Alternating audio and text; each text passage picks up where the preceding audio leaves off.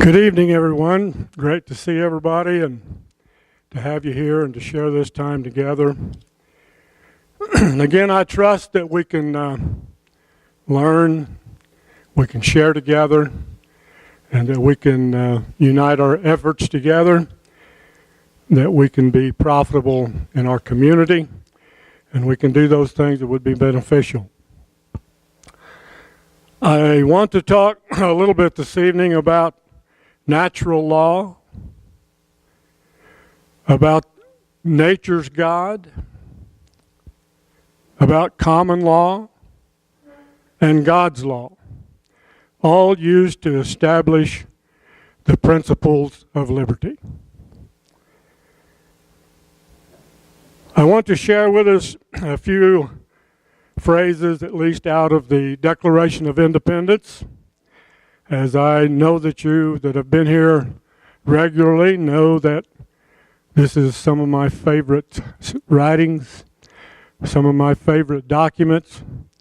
And I want to start with the beginning. It says, when in the course of human events, it becomes necessary for one people to dissolve the political bands which connect them with another, and to ensure among the powers of the earth the separate and equal station to which the laws of nature, here is those words, the laws of nature and nature's God,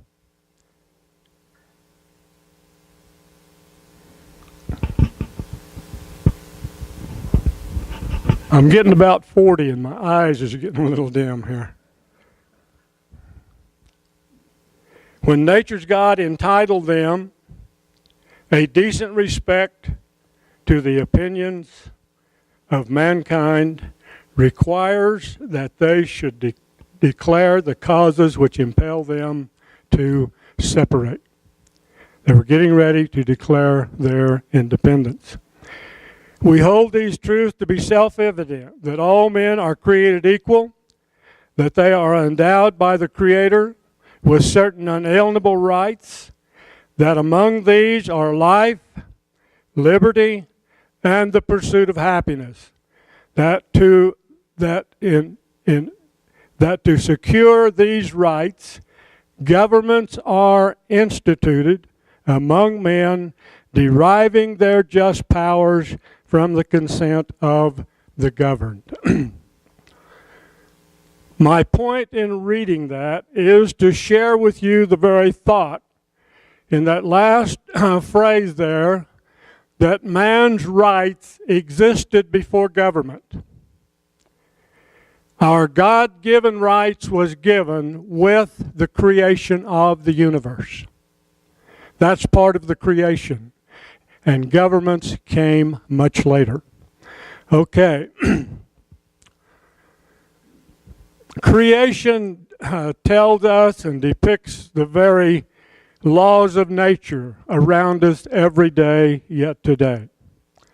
God created the universe, meaning that is everything that exists. I believe that God created the sun, the moon, the planets, which brings about night and day, seed time and harvest. I believe that God made the animal kingdom, the plant kingdom, male and female. In both of those kingdoms, the reproduction process, mankind with an intelligent mind and the ability to reason. Sometimes I question that a little bit today, but I believe it to be true in the origin.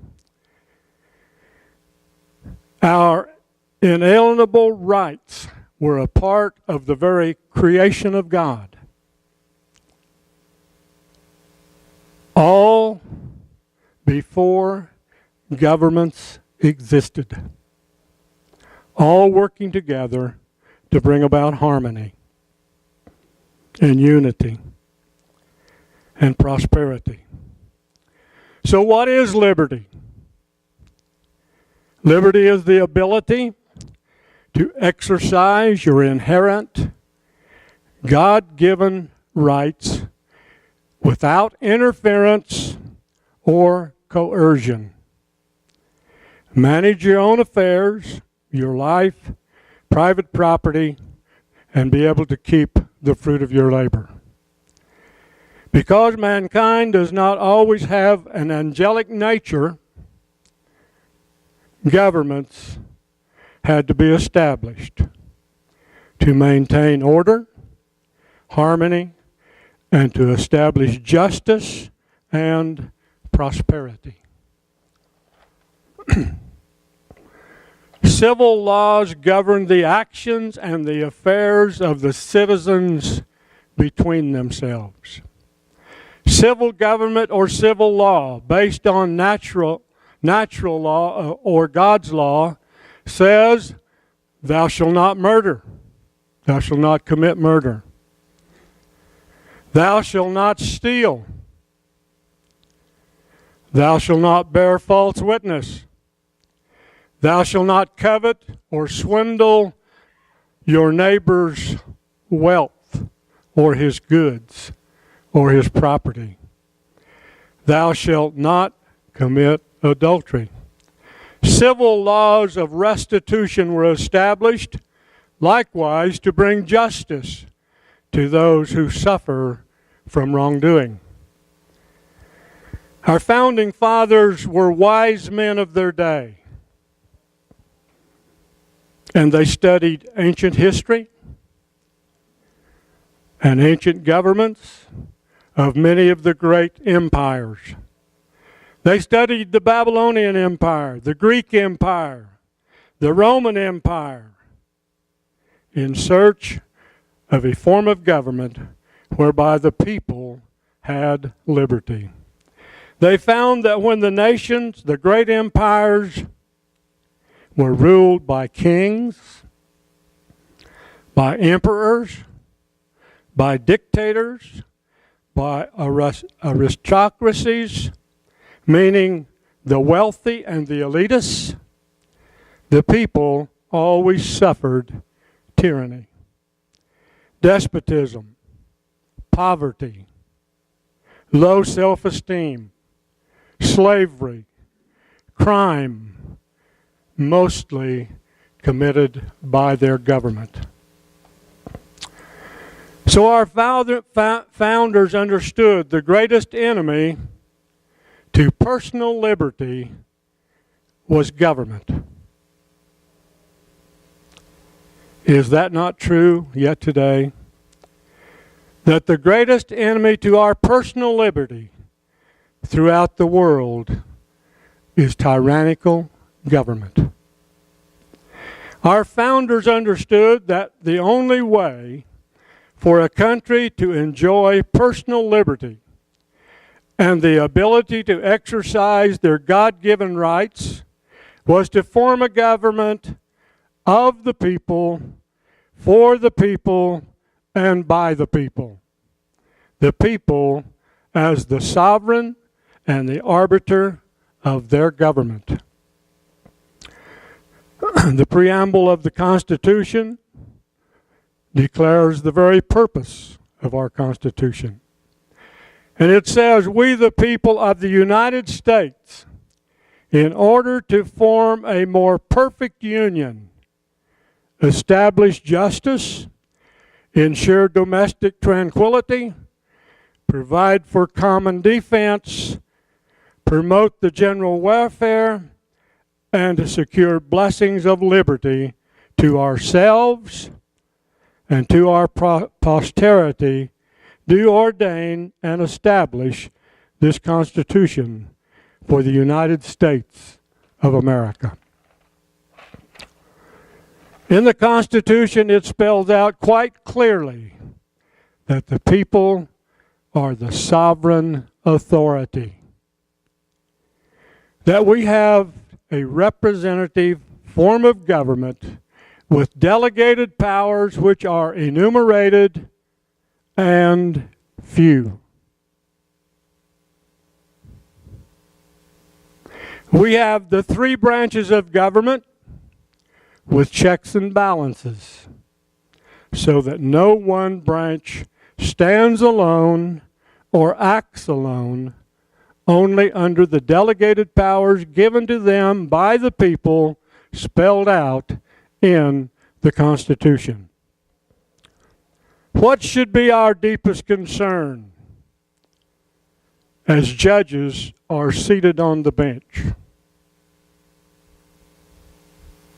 What should be our deepest concern as we elect representatives, senators, and presidents, and local authorities? What should be our deepest concern? How will they preserve and protect our liberty, our Constitution?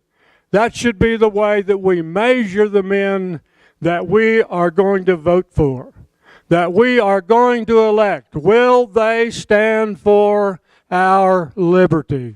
Will they preserve the Constitution of the United States of America?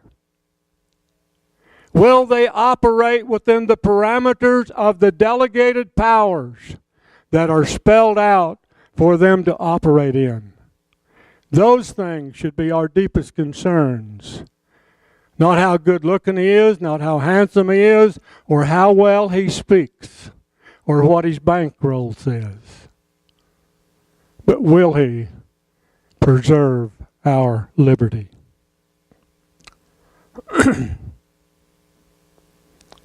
I want to talk briefly about a covenant, because I believe in our government we establish a covenant between the elected officials and we the people.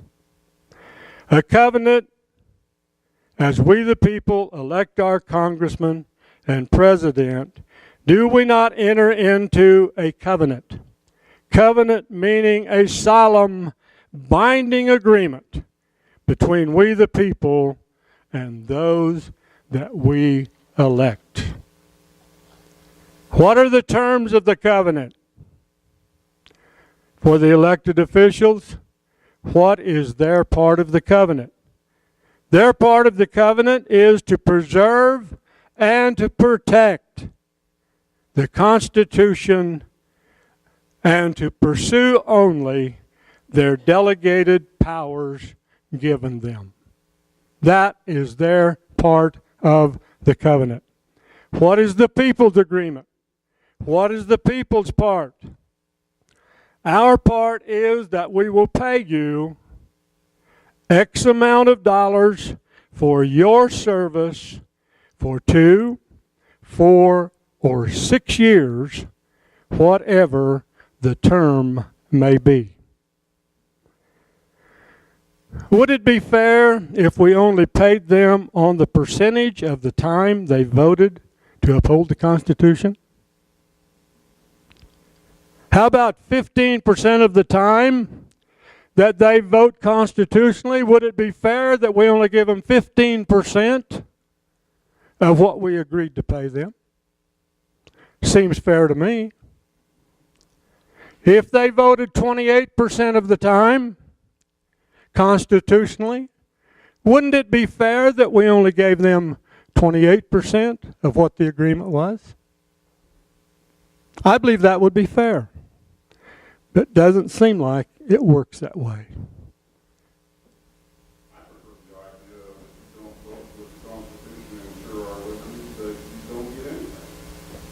We're going to go into that. So again, to bind this covenant, to consummate the covenant, there is the oath of office. And the oath of office consummates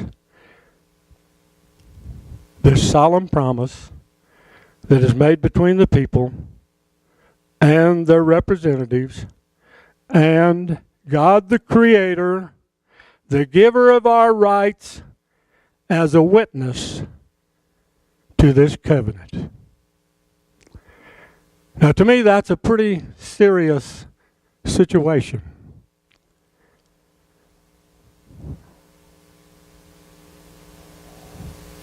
We the people,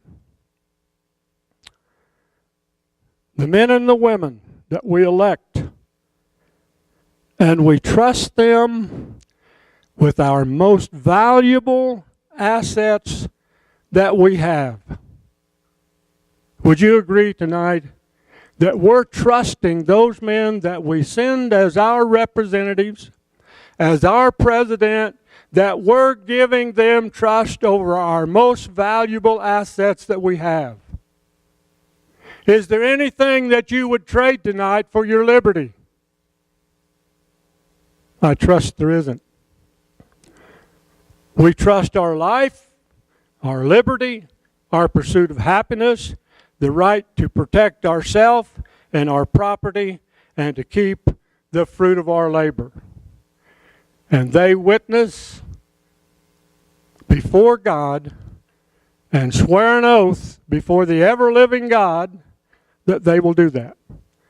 That makes a binding covenant. Covenants have no way out. They're binding. If someone today would steal my 48 model Studebaker, they could get 10 years in the federal prison. Everybody agree?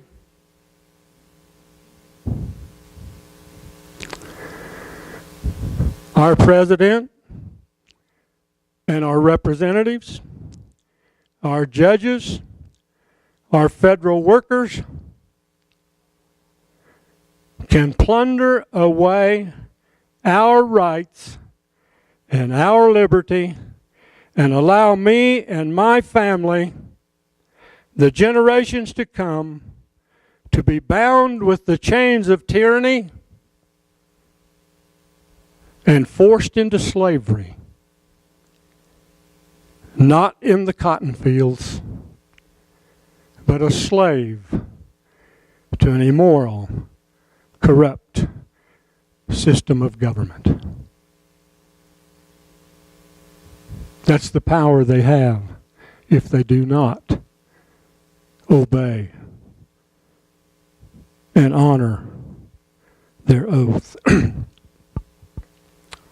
John Adams said, "Our Constitution was made only for a moral and a religious people. It is wholly inadequate to govern any other."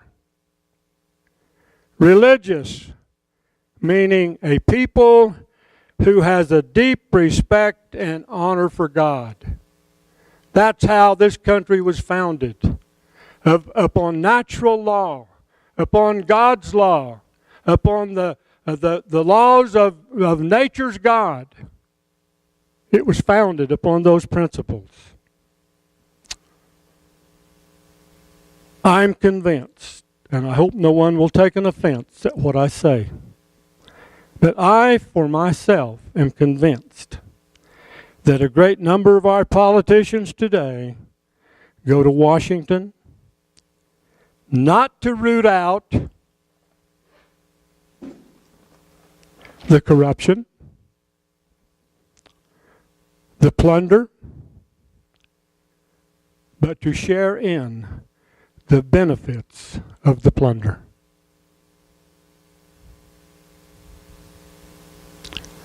What's the evidence? Check the net worths. See how fast they grow. No wonder they like to stay for 20 or 30 years, is there? So what's the remedy? They tell us that the remedy is the ballot box. But what really changes with the Democrat or the Republican leadership? Seems nothing really changes. The agenda remains the same. Just a different captain of the ship. The destination is the same. tyranny and despotism, the ruin and the destruction of our republic.